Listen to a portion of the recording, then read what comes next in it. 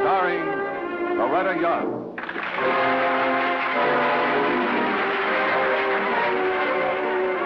Hello. Talent is the theme of our visit tonight. And of course, as you know, there's so many kinds of talent. For instance, what a fine actress like, well, Helen Hayes can tell us in a word or an attitude, Harry Lubin, our musical director, conveys in a note or a melodic strain. And in a moment, because of a letter, we're going to follow a Schumann symphony back over 100 years to the sights and sounds and people and places that are its theme. And now turning back to our letter tonight. It's from 15-year-old Edward Mead. And he says, I have been studying the violin most of my life. In fact, music is my life. Now my parents are crabbing at me for not going out with my friends more often. They just don't seem to understand that nothing and nobody is as important to me as developing my talent. Ed, I think perhaps Robert Schumann's music probably speaks more intimately to you right now than anything anyone else has to say. And it could tell you of another great artist, too, Clara Schumann, his wife, and of her thoughts on talent.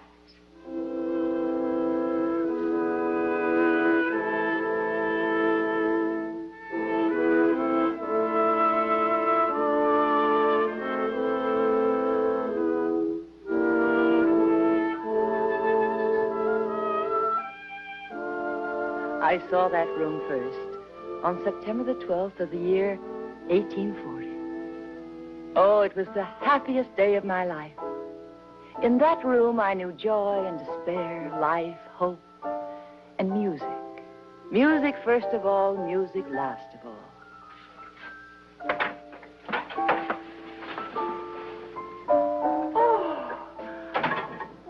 What a lovely surprise. Mrs. Schumann, your kingdom and your slave. Oh, and what a lovely husband. Oh, Robert, it's a beautiful room. Look at that chair. That darling little chair. Do you like it?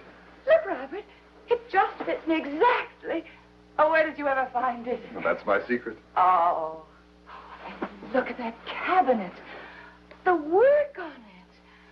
Robert, it's beautiful. It's absolutely beautiful. Oh.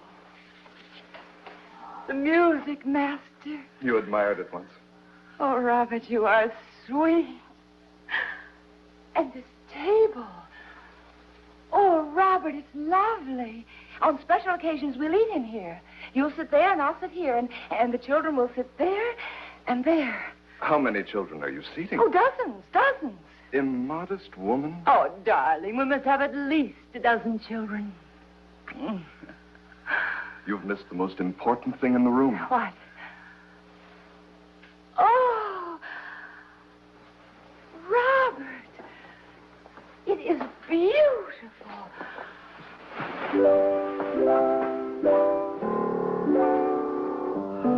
Good tone. Oh, Robert, you're going to enjoy working here. No, this is for you. Oh. I put my piano in my study. Oh, Robert. This is for you alone. Oh. I could hardly marry the greatest concert pianist in the world and not give her a piano. Oh, you're sweet. Mrs. Robert Schumann. Mrs. Robert Schumann is delighted. Mrs. Robert Schumann is in love. Robert Schumann. Oh, Robert, isn't this heavenly? Oh, I hope I can make you happy, Robert. But that's what I'm supposed to say to you. No, it's different with us. Oh, your friends probably think you're not getting a very good wife. While other girls have been learning about cooking and caring for children, I've been learning nothing, Robert. Nothing. Nothing? Been learning to speak with these hands in some of the greatest voices of the world. Beethoven, Bach, Schubert. You've won the applause of the whole world, of royalty. Robert, please don't speak as if any of that were important. But it is important. Why, music has been your whole life. Yes, it has been my whole life. But not now. Now you are my life. And music will assume its proper place. A part of it, but not all. I don't want you to give up your music. Why, it was music that brought us together. I remember the first time I saw you. You were 13 and you played a piece I had written. I still hold that in my memory. Robert, this is no time for a long discussion on music. This is the beginning of our world. Our first home. Our first hour.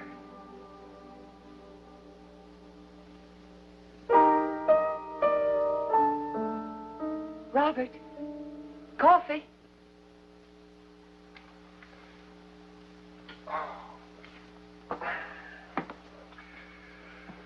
Ah, the coffee. There you are, my dear.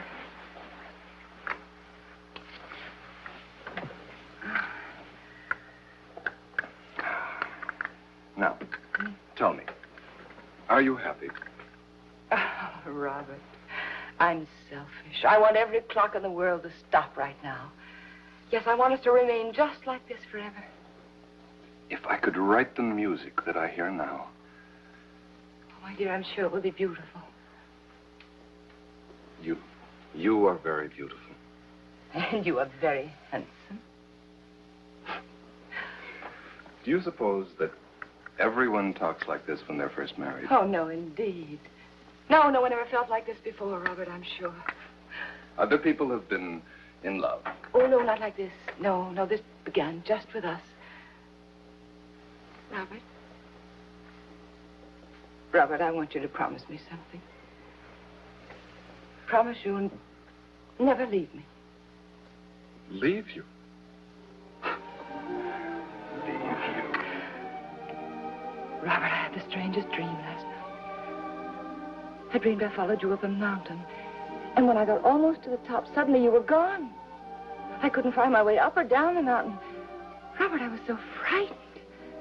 I woke up crying so hard. I thought I had married a woman. It's a child. A child that cries over dreams. Oh, if I lost you, I think I'd die. Lost me? Don't you understand what you mean to me now? What? Tell me. With you, I have a new confidence, a new sense of dedication. I can express myself now as I never could before. Oh, you've become more than just a woman to me, Clara. You are my music. Don't you know what that means to me? My music. Oh, as one musician to another, I can pay you no greater compliment. As a musician, no, but... Well, there's work to be done.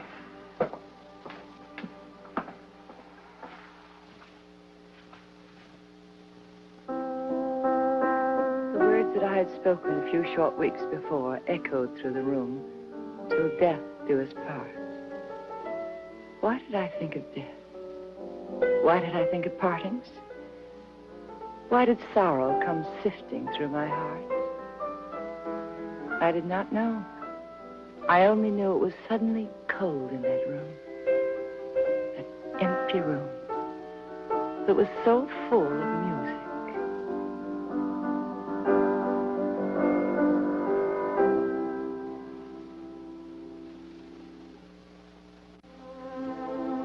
How many times in how many years did I gaze out that window? Who can say? Not even I myself. But somehow I associated that window with every mood of marriage.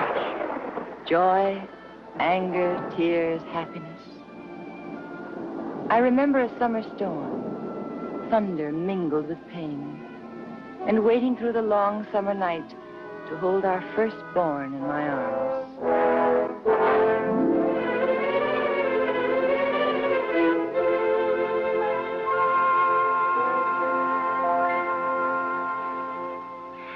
She's doing splendidly. How do you know? My dear fellow, please give me a little walking room. Now, look here. Having a baby is a very important process. It can be dangerous. A lot of things can happen. Doctor! She's in pain. Robert, I want you to go into the kitchen and fill every large kettle with water and put it on to boil. And I don't want you to touch this door until I open it. She'll be all right, won't she? Trust me.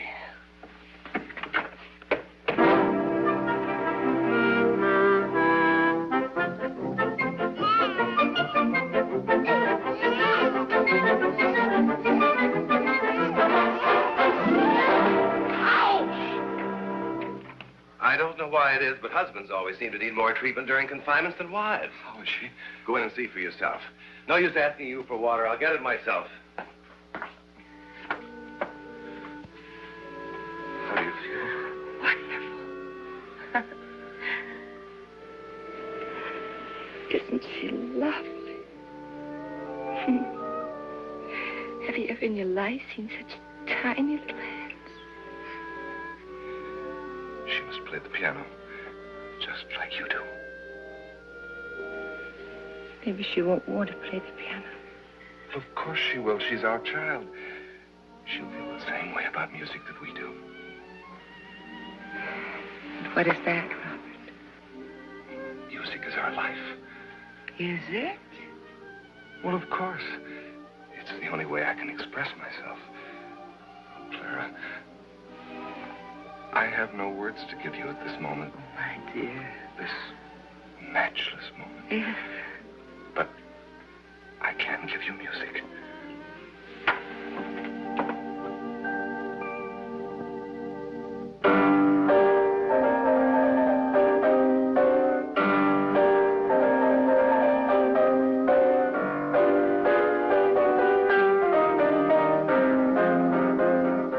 The music that Robert played that night was full of glory.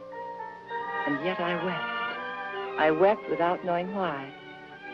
I held life cradled in my arms, and Robert had turned from life to music.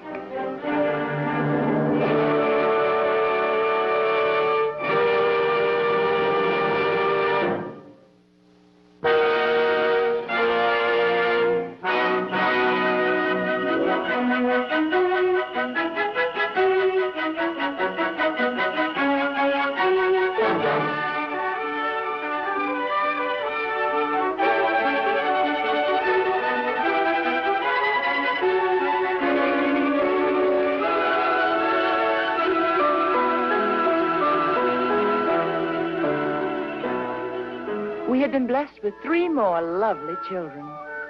That room was home to me, as no other room ever had been before, or ever would be again. I was always sorry to leave it, yet periodically we had to go off on a concert tour to earn money for our daily bread. Robert sometimes called our children the little people, and what dear little people they were. How it hurt me to leave them. We played concert after concert in most of the capitals of Europe. And whenever possible, I played his music. The wonderful new music that he was writing. The immortal signature he would leave behind him. There was applause. There were honors. But none could approach the warmth of coming home. And if I should die before I wake, Why should I before I wake? I pray the Lord my soul to take. I pray my Lord thy soul to take. Good night, God. Good night, God. Good boy. Mama. Yes, dear. Is Papa going to work all night again? Well, I hope not, but he's composing a symphony. He's always and you know... composing something. Well, of course he is, dear. That's your father's work. What would happen if he stopped composing? There wouldn't be any music in the world. Well, at least there wouldn't be any like his. Now, you run along.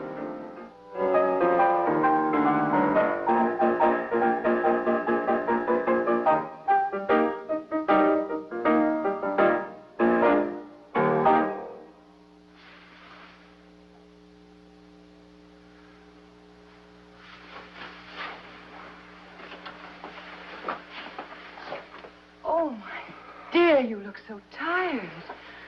Come here and relax, and I'll get you something to eat. No, I don't feel like eating. But you didn't have any dinner, and it's not good not to eat. No, Clara, please. I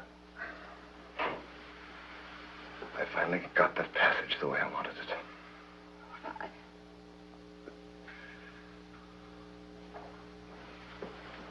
Robert!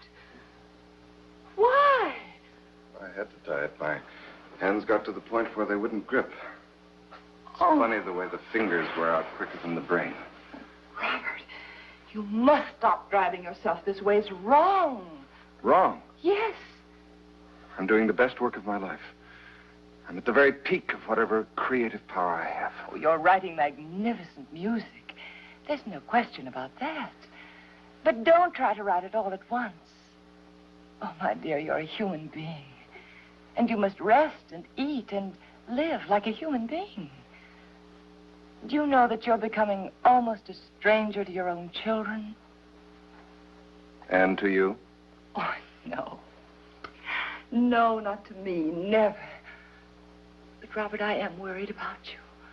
I think you're losing all sense of proportion about your work. A talent has to be disciplined. It has to be kept in its proper relation to the rest of your life. Not put before home and children or families. Oh, first things first, my love. But suppose a talent will not be disciplined. Suppose a man tries to leave.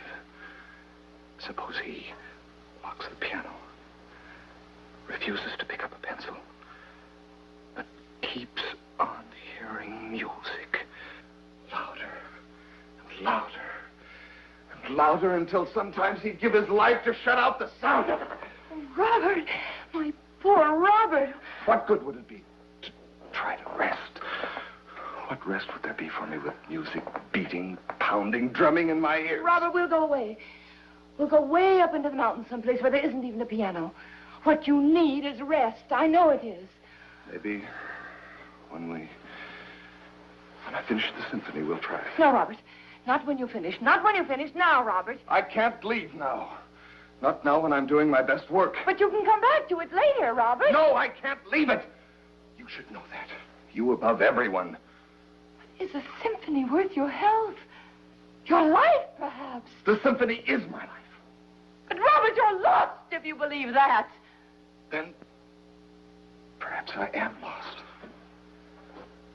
Robert, don't work anymore tonight, please. I've thought of don't. how I want to begin the next symphony. Robert, please, I beg of you, don't work Clara, will you anymore. stop interfering?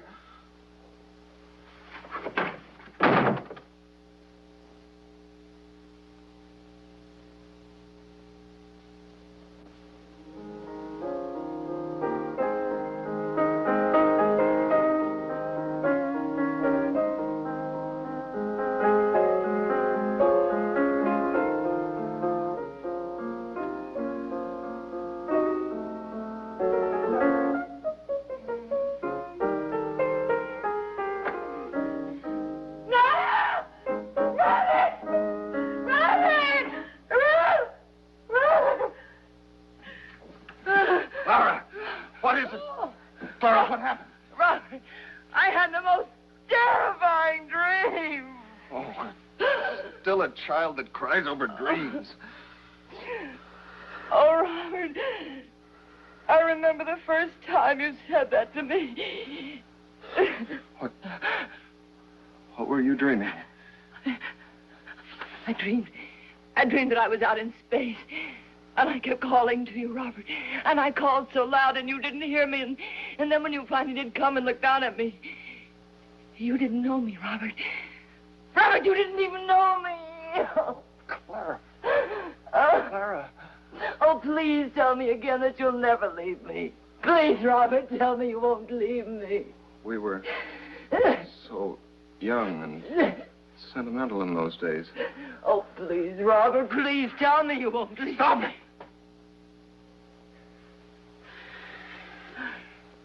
Let me tell you instead that you've been all a man could ever hope to find in a woman. That in all my life I have loved only one woman. But I will love you forever. What do you mean by that? I want you to leave me, Clara. Leave you? Oh, Robert! What are you saying What's to the me? end of... Please, Robert. Almost the end of my hour. I stand alone now on the brink of... I don't know what. No. Certainly of a realm where no one can follow me. No. No, Robert, listen to me. We'll go away someplace. I know there's an answer to this. There is an answer somewhere. There was an answer. You knew it all along. But it's too late now. No. It's too late! Robert! Robert! It's not too late. There's a reason for your dreams. Oh, you must leave me. Robert, no. I'm a prisoner now of my own music. I can shout at it, scream at it, run from it, but I cannot still it. Oh, Robert. Oh, God, what I would give for one moment of silence. One moment of absolute stillness. I am lost. I am lost, Clara. No, you're not lost. You're not I don't lost. want you. I want you to leave this house while you still love me. No! I don't want you here, Clara. I want you to leave while you still are married No. to Jerry. Clara, I don't want you. I'm warning you, Clara. Stop it.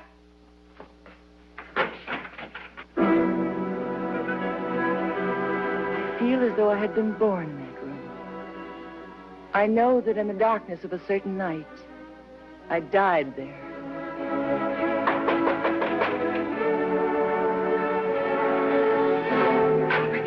Oh. Clara, you must prepare yourself for a shock. Robert? He threw himself in the river. Dead? No, he's not dead. But Clara... Robert! Oh, Robert! Oh, Robert, my love. Who are you? I don't know you. Please take Mr. Schumann in the bedroom there.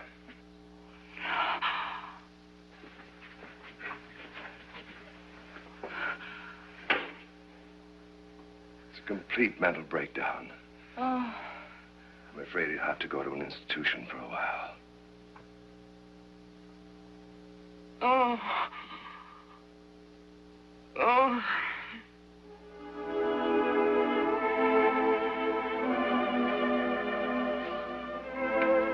And now, the room that had been my bridal room held 4 strong walls around my grief.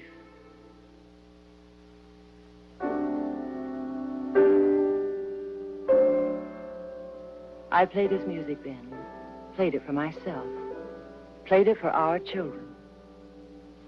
Music and memories were all we had left of husband and father. It was over 2 years before I was permitted to see him again.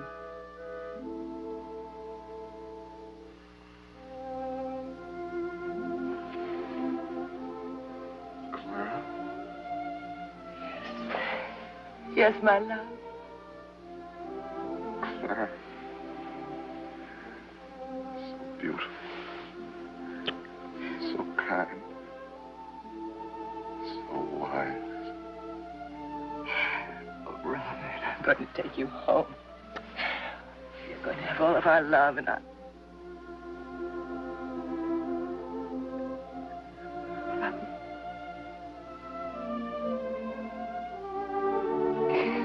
Oh.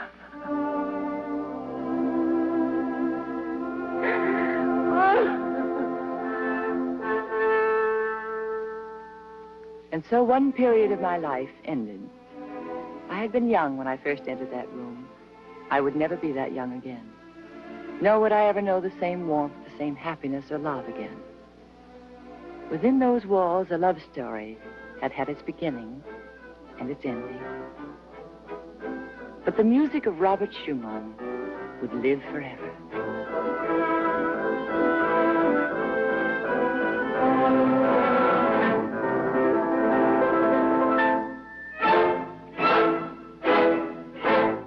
Mr. Shakespeare had something to say about this, and I believe it rings a bell. They are as sick that serve it with too much as they that starve with nothing. Well, good night. See you next week.